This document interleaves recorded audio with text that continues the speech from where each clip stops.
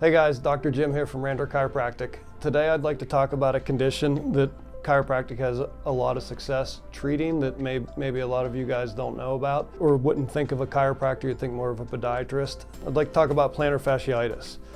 So plantar fasciitis in your foot has an arch. The plantar fascia goes from the heel bone, the calcaneus, over here to the front of the foot where the toes start.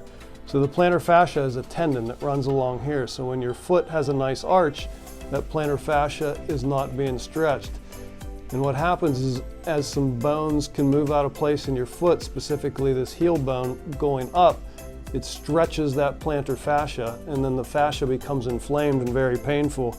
Usually starts around the heel here and you can start to develop a heel spur if that's inflamed long enough.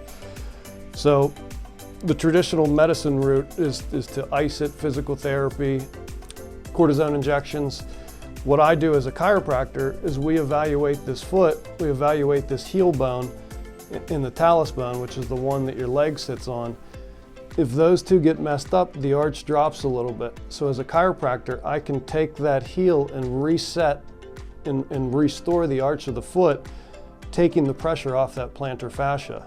When the pressure is off of it, then the inflammation goes down and it starts to feel better.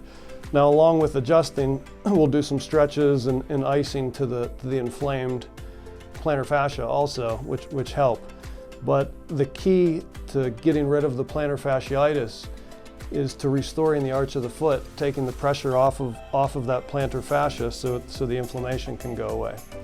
So that's a condition that most people probably don't think of a chiropractor as treating, but we have a lot of success with it. Thank you and give us a call.